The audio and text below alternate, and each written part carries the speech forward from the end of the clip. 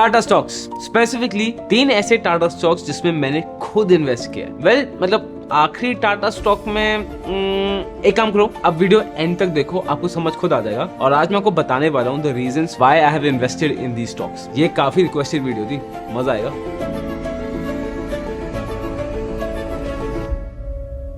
अब दोस्त देखो, वीडियो स्टार्ट करने के पहले अगर मैं आपको अपनी जिन स्टॉक्स में इन्वेस्ट किए वो बता रहा हूँ, तो पहले मैं आपको अपने आइडियोलॉजी बताता हूँ टुवर्ड्स इन्वेस्टमेंट। सबसे पहले मैं सेक्टर को स्टडी करता हूँ। अगर सेक्टर में मुझे अच्छे मोड्स देख रहे हैं, अच्छे पुश देख रहे हैं, लग रहा है कि भाई सेक्टर में दम है, तब जाके मैं स्टॉक्स चूज करता हूँ। तो जो मैं 3 आपको स्टॉक्स बताऊंगा टाटा के, पहले मैं आपको सेक्टर के बारे में बताऊंगा, थोड़ा सा ब्रीफ दूंगा, ज्यादा डिटेल में जाऊंगा, फिर स्टॉक के बारे में थोड़ा ज्यादा डिटेल में बताऊंगा। एंड एक और चीज है, काफी लोग हैं जो मुझे मिलते हैं, बोलते हैं अरे टाटा कंपनी, हाँ चलो ठीक है इन्वेस्ट कर लो, टाटा कंपनी ना, हाँ ठीक है। वो अज्यूम कर देंगे टाटा कंपनी है तो देखो सब चंगाची, सब बढ़िया। टाटा ग्रुप रेप्यूटेड है, बट गोयला के लिए इतना काफी नहीं है सर। जब मैं किसी स्टॉक में इन्वेस्ट करता हूँ ना, मैं धुन देता हूँ स्टॉक को, अच्छे से रिसर्च करता हूँ, जब पूरी सेटिस्फैक्शन हो जाए, मेरी तृप्ति हो जाए कि हाँ ये कंपनी अच्छा कर सकती है, तभी मैं उसमें इन्वेस्ट करता हूँ। मतलब गोयला उस लेवल पे है, अगर कल को वॉरेन बफेट भी मुझे बोल देना कि स्टॉक में इन्वेस्ट कर दो, जब तक मैं खुद रिसर्च ना करूं मैं सर खरीदूंगा नहीं। आपको भी वही करना है। जरूरी नहीं है कि मैंने स्टॉक्स में इन्वेस्ट किया तो आप भी सीधा पैसे डाल दो, खुद रिसर्च करके पैसे डालना। और जिस टाइम फ्रेम के लिए मैंने इन्वेस्टमेंट्स किए हैं, that time frame is above 10 years. तो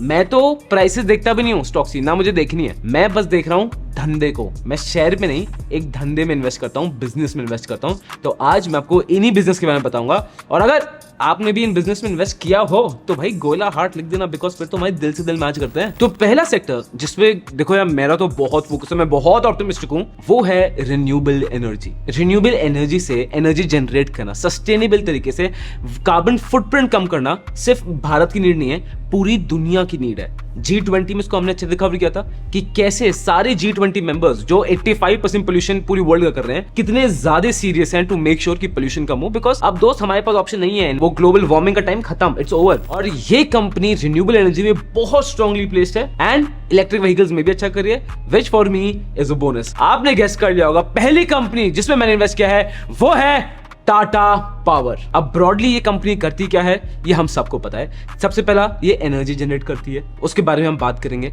उसके बाद ये क्या करते हैं, ये सोलर रूफटॉप पैनल्स में काफी मेजरली आ रहे हैं, जो काफी बड़ा मार्केट होता है। एंड थर्ड चीज, ये ईवी चार्जिंग स्टेशन बना रहे हैं। इनका टारगेट है दैट बाय 2025 ये 1 लाख ईवी चार्जिंग स्टेशन खड़े कर देंगे। तो सबसे पहले इनके एनर्जी बिजनेस समझते हैं। अब एनर्जी बिजनेस में इनके बेस ब्रॉडली 3 काम है। सबसे पहला, ये पावर जनरेट करते हैं, ये थर्मल एनर्जी जनरेट करते हैं। थर्मल मतलब फॉसिल फ्यूल हो गए, नॉन रिन्यूएबल एनर्जी से जनरेट करते हैं, और साथ ही साथ रिन्यूएबल एनर्जी से भी पावर जनरेट करते हैं। तो पहला task to generate power. Second task आता है ट्रांसमिशन। अब जो पावर जनरेटेड है डिफरेंट जनरेटर्स में पहुंचा के स्टोर करना, मतलब डिफरेंट एरियाज में पहुंचा देना, वो पार्ट आता है ट्रांसमिशन का। टाटा पावर वो भी करती है। एंड फाइनल स्टेज आता है ऑफ डिस्ट्रीब्यूशन। उन जनरेटर से स्पेसिफिकली घरों में, ऑफिसेज में, इंस्टीट्यूशन में, स्कूल, कॉलेजेस में, हर जगह जो पर्टिकुलरली बिजली देता है वो इनका है डिस्ट्रीब्यूशन नेटवर्क। और साथ ही साथ ये इंफ्रास्ट्रक्चर प्रोजेक्ट्स भी मैनेज करते हैं, एनर्जी प्रोजेक्ट्स मैनेज करते हैं, उनके लिए वैल्यू एडेड सर्विसेज भी प्रोवाइड करते हैं। एंड कंपनी का एम सिंपल है। एम क्या है, दैट ये चाहते हैं कि जो भी एनर्जी ये प्रोड्यूस करें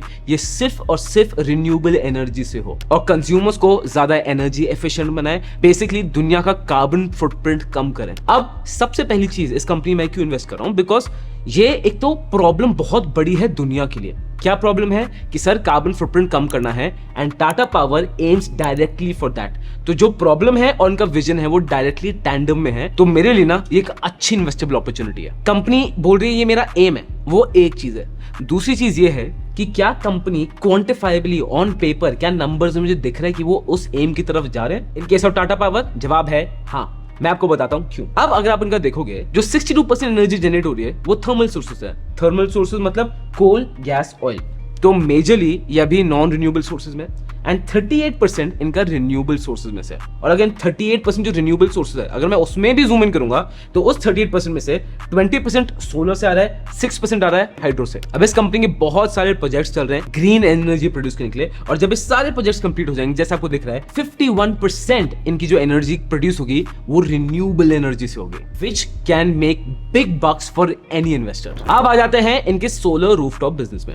अब सर ये एक ऐसी चीज है जो अभी भी लोग हिचकिचाते हैं, ठीक है। घर में आप क्या सोलर पैनल लगवा रहे हो, क्या बहुत ईगरली करवा रहे हो? नहीं, क्योंकि अब बहुत इनहिबिशंस है। टाटा पावर उसको सॉल्व कर रहा है। सबसे पहली चीज टाटा पावर ने ये रिकॉग्नाइज किया है कि देखो यार, solar rooftop panels is a major problem that needs to be solved, and ये एक ऐसी स्पेस है जिसको एक कॉन्कर करने की कोशिश कर रहे हैं। एज ऑफ नाउ मैं देखूंगा ये भारत की 275 से ज्यादा डिस्ट्रिक्ट्स में अवेलेबल है, और ये रूफटॉप सोलर के साथ वैल्यू एडेड सर्विसेज भी देते हैं, जैसे आपको फाइनेंसिंग स्कीम दे देंगे, आपको सर्विस स्कीम दे देंगे, आपको एक रेकरिंग रेवेन्यू मॉडल दे देंगे, तो बहुत तरीके से हेल्प कर रहे हैं। और जो उनका टारगेट मार्केट है फॉर रूफटॉप सोलर्स, ये सिर्फ हाउसेज नहीं है, ये कॉर्पोरेट्स है, ये इंस्टीट्यूशंस है, ये घर है, एमएसएमईज है, दे आर टारगेटिंग एवरीवन। और यहीं पे एक दूसरी चीज आती है, माइक्रो ग्रिड्स। अब माइक्रो ग्रिड्स एक बेसिकली एक ऐसा इक्विपमेंट होता है जिससे ना एनर्जी का बहुत एफिशिएंट यूटिलाइजेशन होता है। अब अगर हमें चाहते हैं कि देखो भारत रिन्यूएबल एनर्जी में पूरा आ जाए, या टाटा पावर रिन्यूएबल एनर्जी में पूरा आ जाए, तो जरूरी ये भी है कि जो एनर्जी हमारी एंड घर में जाके वेस्ट हो जाती है, बिकॉज वायरिंग अच्छी नहीं है, बिजली वेस्ट हो रही है,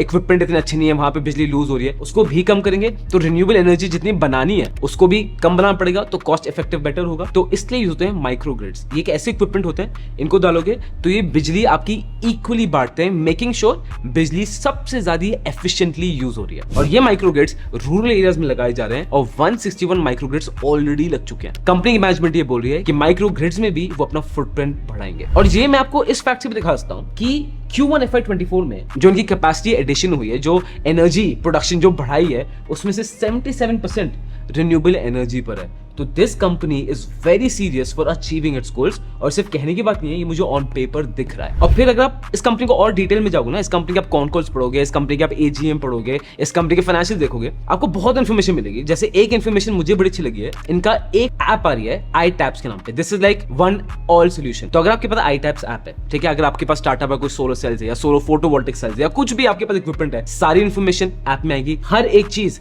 कि आपका इक्विपमेंट कितना एफिशिएंट है, उसको क्या हेल्प चाहिए, क्या सर्विस चाहिए, क्या नहीं चाहिए, if you want to reach out to service, या उसको एक्सपैंड करना, हर एक चीज on a click of a button आपको अपने फोन में मिलती है। तो ये जो यूजेबिलिटी है ना, कि सोलर पैनल्स के जो स्टिग्मा है कि भाई ये टेक्नोलॉजी बहुत कॉम्प्लेक्स है, हम यूज नहीं कर पाएंगे, ये सब इसको इजी बनाता है। अब लॉजिकली आप सोचो, ऑन पेपर सोलर पावर ये सब सुन के बड़ा अच्छा लग रहा है, बट क्या इसको कोई खरीद भी रहा है? अब देखते हैं इनकी ऑर्डर बुक, और ऑर्डर बुक देखना तो ऑफकोर्स मैं सबसे पहले बड़े ऑर्डर्स ही देखने वाला हूँ। इनका मेमोरेंडम ऑफ अंडरस्टैंडिंग साइन हो गया है तमिलनाडु गवर्नमेंट में, जहां पे ये 530 मेगावाट्स की कैपेसिटी ऑफ सेल्स इंस्टॉल करेंगे। बेंगलुरु में 670 मेगावाट्स के सेल्स इंस्टॉल करेंगे। और अकॉर्डिंग टू मी जो मैं देख रहा हूं ना, ये शुरुआत है, बिकॉज एक तो गवर्नमेंट उसको हेवीली पुश कर रही है, बहुत पॉलिसीज आ रही हैं कि स्टेट गवर्नमेंट इसको अडॉप्ट करे, बहुत एडवांटेजेस मिल रहे हैं रिन्यूएबल एनर्जी को, it is the need of the hour. और आत्मनिर्भर भारत स्कीम भी, ऐसी बहुत सारी स्कीम्स है जिसका सारा बेनिफिट टाटा पावर को मिलता है। बट कंपनी में सब कुछ अच्छा नहीं है, थोड़े इश्यूज हैं। इश्यूज क्या है मैं आपको बता रहा हूं, आप देखते जाओ। अब बात कर लेते हैं थोड़ी फाइनेंशियल्स की। और इशू कंपनी में है डेट। सर इस कंपनी में लोन ज्यादा है। अब अगर आप बिजनेस मॉडल को देखोगे ना, तो हाँ, ये इतने मेजर प्रोजेक्ट्स लग रहे हैं, कैपिटल इंटेंसिव है, R&D हो रही है, तो पैसा तो देखो इस बिजनेस में लगना ही लगना है। बट आपको तो पता है गोला का रूल क्या है, कि मुझे वही कंपनी अच्छी लगती है जिनका डेट 0.5 से नीचे हो। और अगर मैं उस कंपनी में इन्वेस्ट कर रहा हूँ जिसका डेट 0.5 टाइम से ऊपर है, तो उस कंपनी में बहुत क्रेजी एडवांटेज होना चाहिए। पहले इसकी सिचुएशन देखो, आप देखोगे इनका जो नेट एक्सटर्नल डेट था, पहले था 42,000 करोड़, अब हो गया है 37,000 करोड़। नेटवर्थ इनका बढ़ गया, which is good, from 27,000 crore to 34,000 crore. Net debt to equity 1.55 था, एंड Q1 24 में 1.09, and this is an issue. Debt company का 0.5 ज्यादा है। अब अकॉर्डिंग टू द बुक आप देखोगे, अगर कंपनी का डेट इक्विटी 1 के नीचे हो तो it's supposed to be good. I prefer 0.5 के नीचे हो, but seeing the growth potential of this company, I am willing to take a bet on it. और future plans वो आपको इन पॉइंट समझ आ जाएगा। कंपनी प्लान कर रही है कि जो इनके नॉन फॉसिल फ्यूल एनर्जी है, बेसिकली रिन्यूएबल एनर्जी, इनका टारगेट है by 2025 they want 40 to 50% energy renewable source से आनी चाहिए। By 2030 they want renewable sources से 80% एनर्जी आनी चाहिए, एंड बाय 2045 ये बोल रहे हैं कि हम 100% एनर्जी सिर्फ और सिर्फ रिन्यूएबल सोर्सेज से लेंगे। उसके बाद कंपनी का टारगेट है दैट 2025 तक ये 22,500 मेगावाट्स पावर जनरेशन करेंगे। और ये बहुत ज्यादा जरूरी है, बिकॉज इंडिया एक बहुत फास्ट ग्रोइंग इकोनॉमी है। अब इकोनॉमी को बढ़ने के लिए, हमें और पैसे कमाने के लिए बहुत जरूरी चीज क्या होती है? एनर्जी, बिजली हमें चाहिए सर, उसके बिना हम नहीं रहते, इट्स अ नेसेसिटी, ये आप भी मानते हो। और इंडिया में जो अभी एनर्जी का पर कैपिटा है कि हर इंडियन कितनी एनर्जी कंज्यूम कर रहा है वो बहुत ज्यादा कम है, जहां पे टाटा पावर जैसी companies are going to play a major role. क्योंकि जो आप इनका ट्रांसमिशन और डिस्ट्रीब्यूशन नेटवर्क देखोगे वो तो बढ़ाना पड़ेगा सो दैट पूरा इंडिया कवर हो और लोगों को एनर्जी का एक्सेस मिले। उसके लिए ये 15,000 किलोमीटर के सर्किट लगा रहे हैं to reach to 40 lakh new customers in the next 3 years। और इसके लिए मैनेजमेंट आने वाले टाइम में 75,000 करोड़ का कैपिटल एक्सपेंडिचर बिजनेस करने वाली है। और एक चीज जो मुझे इस कंपनी की बहुत शौक होती है, इनका एक ही एम है, रिन्यूएबल सोर्सेज से ही एनर्जी बनानी है, विच इज वेरी पावरफुल। अब आते हैं फाइनेंशियल्स में। The sales growth for the past 3 years is 23.7%, profit growth for the past 3 years is 133%, ROE is 12.6%, ROCE is 11.7% and debt equity ज्यादा है। This is that very prominent risk in this company क्योंकि debt equity है 1.84। ये है company का graph. और graph एक काम करो, आप देख लो, मुझे देखना ही नहीं graph, because Goyla invest share price में नहीं करता है, ना मुझे शेयर में इन्वेस्ट करना है, मुझे इन्वेस्ट करना है बिजनेस में। और अगर बिजनेस में आपने अच्छा इन्वेस्ट कर दिया है तो सर लॉन्ग टर्म इन्वेस्टमेंट ना शेयर प्राइस देखने की जरूरत नहीं है, रिटर्न्स आपको खुद ही मिलेंगी। You just need to keep tracking the business on a regular basis। अब आ जाते हैं सेकंड सेक्टर में। अब ये जो सेक्टर मैं देख रहा हूं ना, basically I am looking at emerging technologies. Technology बहुत वाइटल रोल प्ले करने वाला है हमारी जनरेशन में आगे बढ़ते हुए, और शायद ही कोई होगा जो शायद मुझसे डिसएग्री कर जाए, because technology is going to play a very very very vital role. अब जो मैं इमर्जिंग टेक्नोलॉजी की बात कर रहा हूं, ये हर जगह हो रही है। जैसे ड्राइविंग में आप देख लो, ड्राइविंग में सेल्फ ड्राइविंग कार्स आ रही है, एडीएस सिस्टम्स आ रहे हैं, स्मार्ट ड्राइविंग टेक्निक्स आ रही हैं, गवर्नमेंट कितने ड्राइविंग इनिशिएटिव्स ले रही है, ड्राइविंग में टेक यूज हो रहा है। एनवायरमेंट की बात करते हैं, एनवायरमेंट को इंप्रूव करने में, चीजें एफिशिएंट बनाने में टेक चाहिए। मतलब यार आप एक काम करो, किसी भी कंपनी के ना आप एनुअल रिपोर्ट पढ़ लो, हर कंपनी शोकेस करती है कि हम ये सॉफ्टवेयर यूज कर रहे हैं, हम ये डेटा एनालिटिक्स कर रहे हैं, हम ये कर रहे हैं, हम वो कर रहे हैं, टेक्नोलॉजी सब यूज कर रहे हैं। जो न्यू इमर्जिंग टेक्नोलॉजी, उसको मैं एक जगह ब्रैकेट करूंगा ना, I would call this as AI, artificial intelligence. ये बहुत बड़ा स्पेक्ट्रम है और सब AI के अंडर आता है।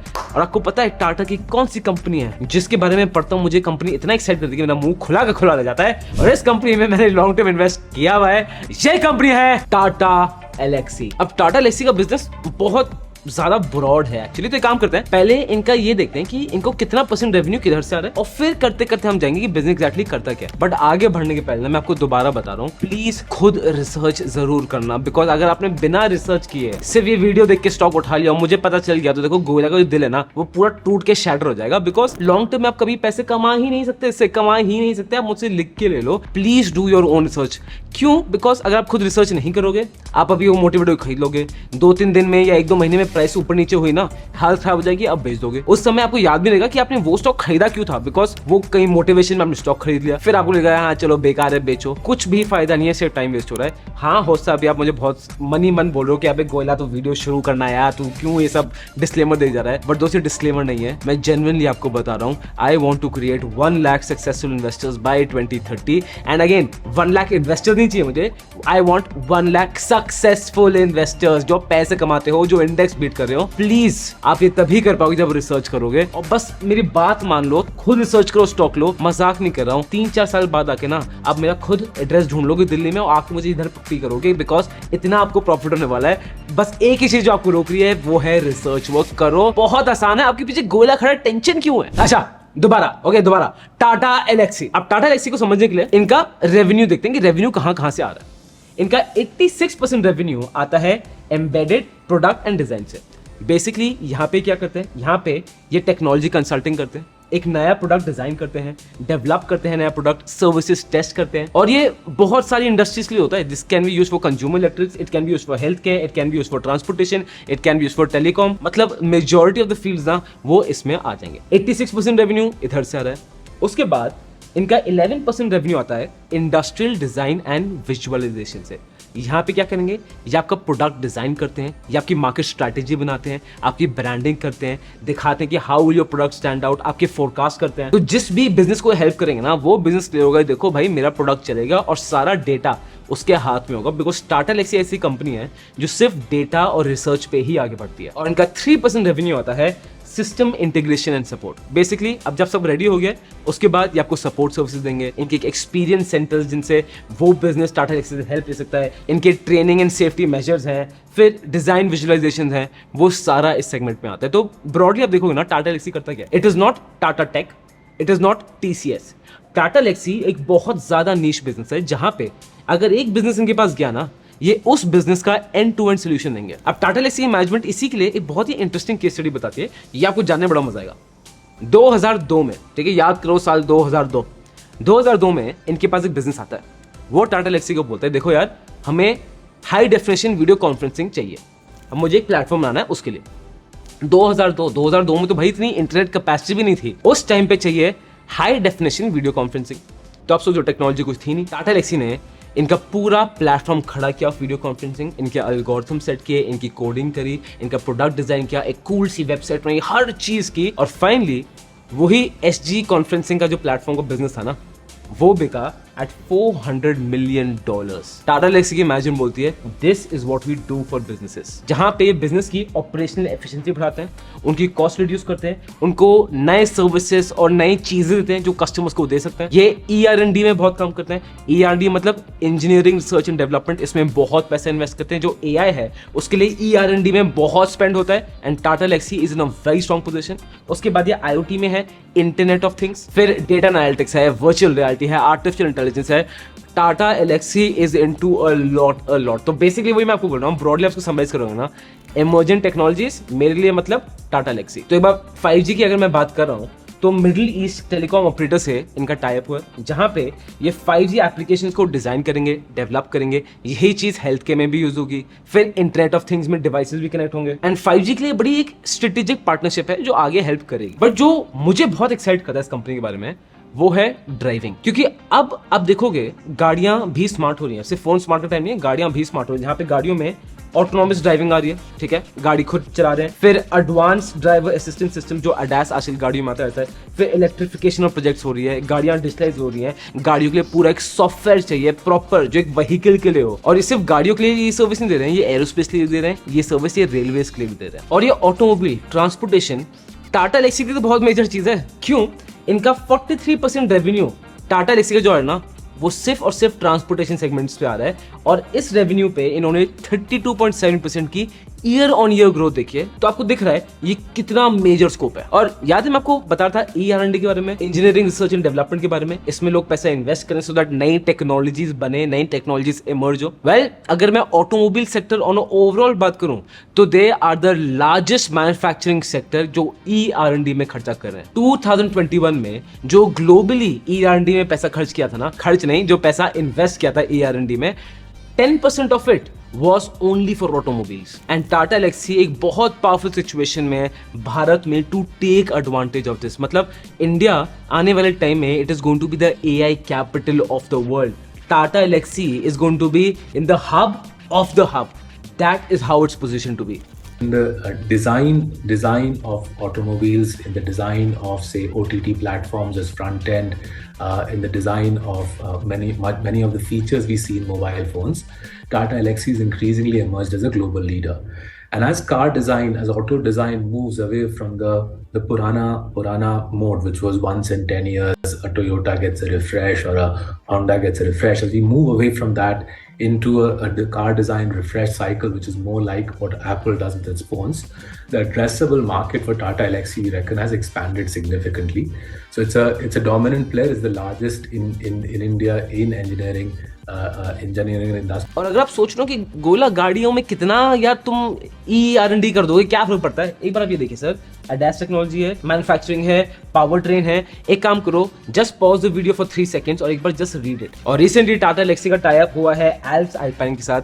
एल्प्स अल्पाइन इलेक्ट्रिकल कंपोनेंट्स बनाती है फॉर व्हीकल्स, और ये एक बहुत स्ट्रेटेजिक पार्टनरशिप होने वाली है फॉर टाटा लेक्सी, जो ऑलरेडी ट्रांसपोर्टेशन में अच्छा कर रहे हैं, अब ये और भी अच्छा कर सकते हैं विद दिस स्ट्रेटेजिक पार्टनरशिप। अब आते फैनेंशियल्स में। इनकी sales growth for the past 3 years is 25%, profit growth for the past 3 years is 42.7%, ROE is 41.1%, ROCE is 47.7%, और डेट इक्विटी द बेस्ट, मतलब best, which is almost zero. Debt equity is 0.09 times. That's it. ये है company का graph. और जैसे मैंने कहा होता है, मुझे शेयर प्राइस से मतलब नहीं है, मुझे बिजनेस से मतलब है, और ये इस बिजनेस में दम है। अब आते हैं थर्ड सेक्टर में, और उसमें ना मैं ज्यादा आपके लिए सस्पेंस बना भी नहीं पाऊंगा, बिकॉज ये ऑटोमोबाइल सेक्टर में स्टॉक आता है, ठीक है, ईवीज में भी है।